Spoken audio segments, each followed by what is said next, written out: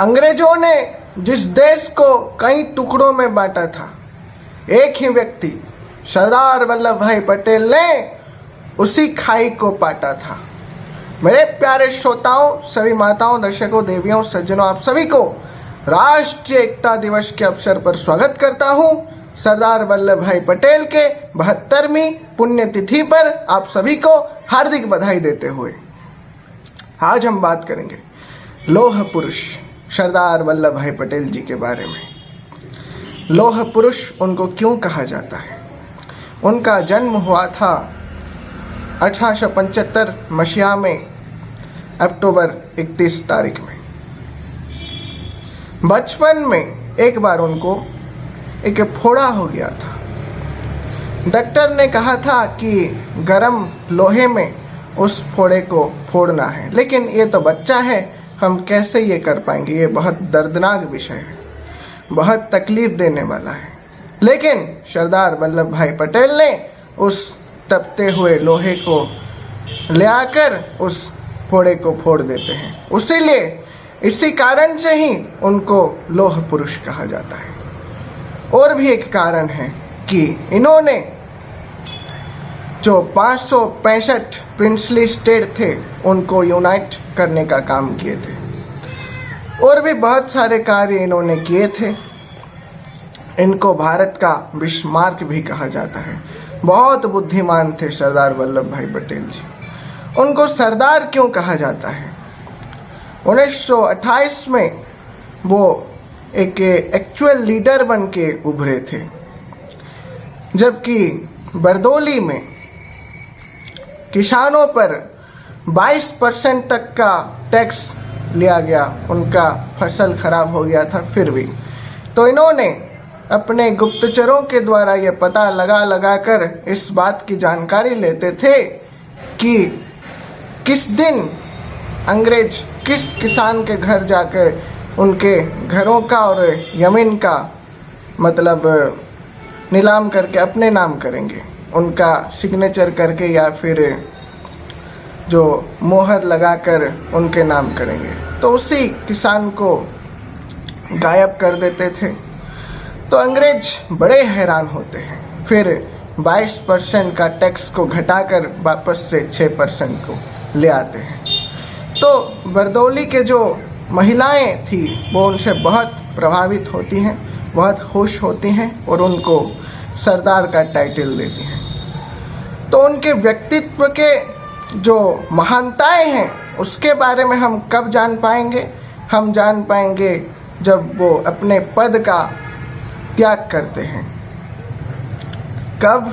जब 1946 में इंतरिम गवर्नमेंट यानी कि मध्यकालीन सरकार बनाया गया और वर्किंग कमेटी का निर्माण भी किया गया और कहा गया कि किसको हम अध्यक्ष बनाएंगे।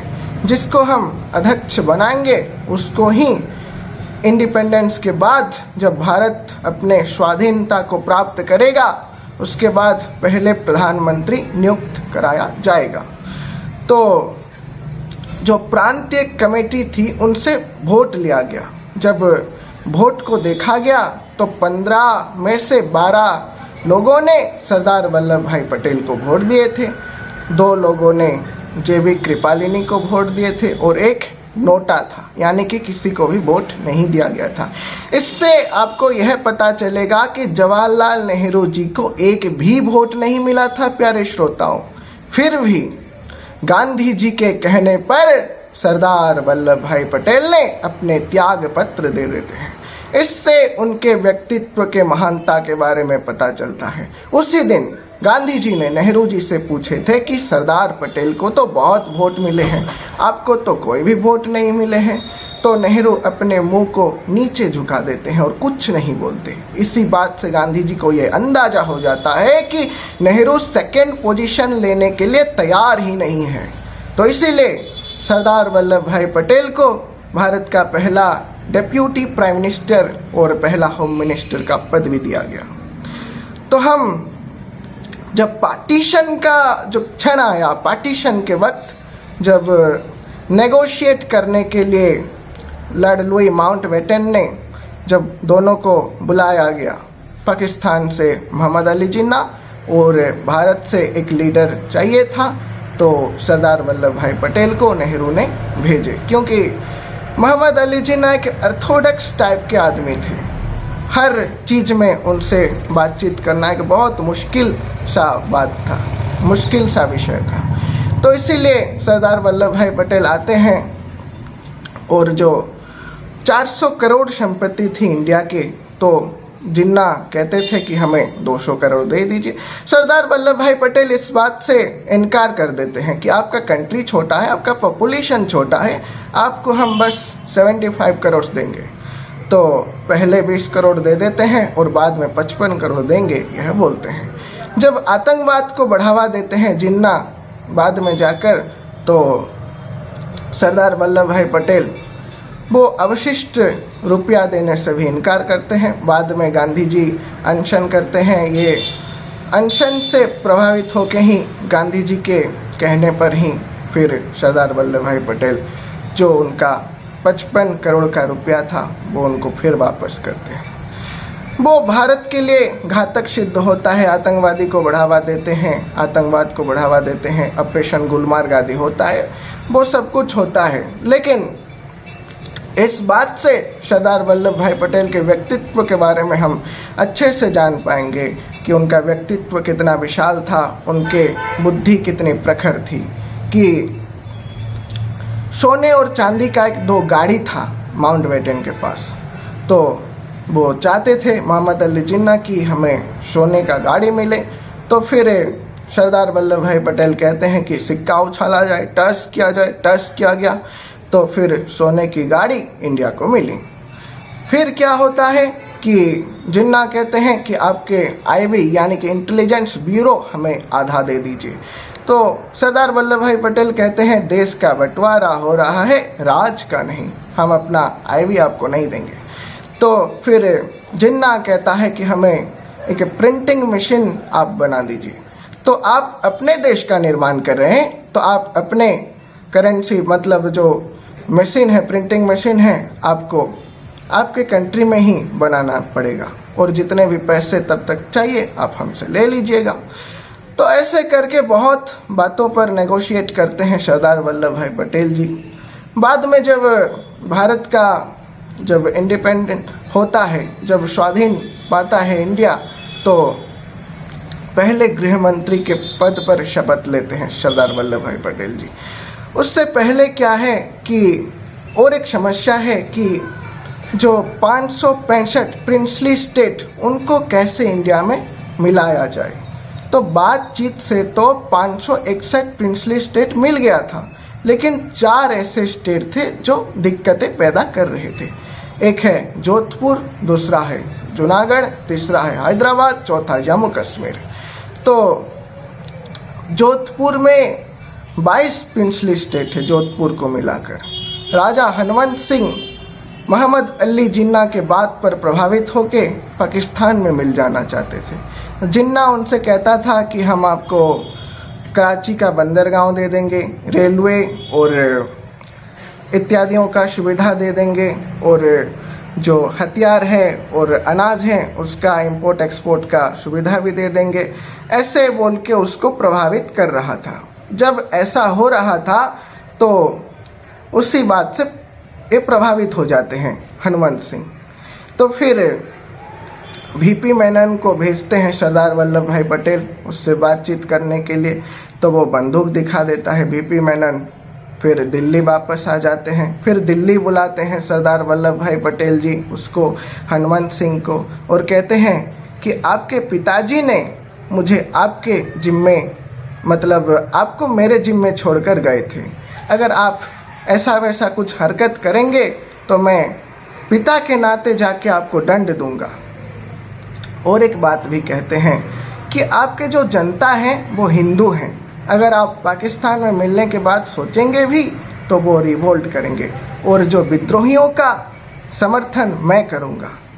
तब हनुमंत सिंह वो शरण पत्र में अपना सिग्नेचर कर देते हैं, साइन कर देते हैं।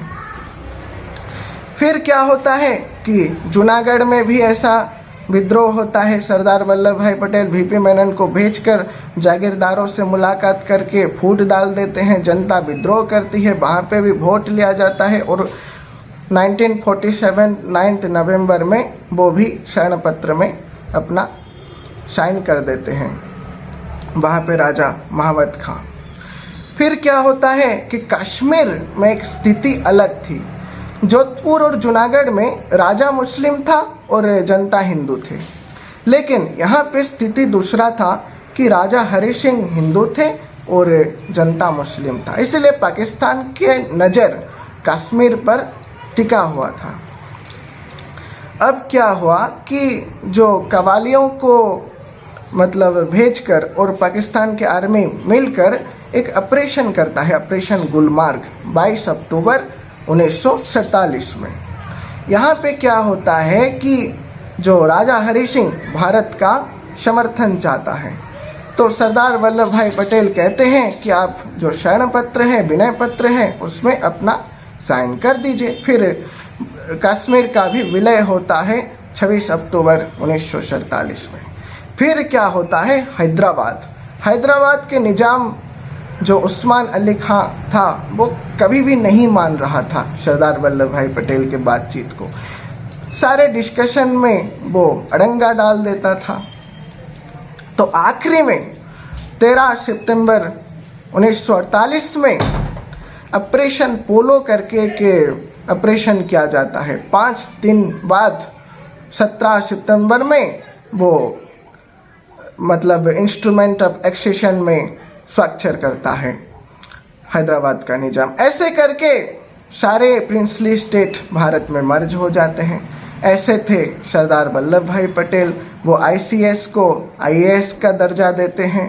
वो जब कश्मीर को शेख अब्दुल्ला फिर आके स्पेशल स्टेटस का मांग करते हैं, वो देते हैं। फिर एक बात यहाँ पे लिखा गया है, सरदार वल्लभ भाई पटेल लिखे थे कि 370 आर्टिकल में कि जब पार्लियामेंट चाहेगा राष्ट्रपति के अप्रूवल से इस धारा को, इस आर्टिकल को हटा देगा, जिसके मदद से हमारे सरकार कश्मीर को पूरी तरह से भारत में मिला दिए हैं। ऐसे हैं सरदार वल्लभ भाई पटेल, जो अपने पदवी से नहीं अपने काम से प्यार करते हैं। प्यारे श्रोताओं, फिर आऊँगा कुछ नया प्रसंग के साथ। तब तक के लिए लाइक, शेयर और सब्सक्राइब करना ना भूलिए।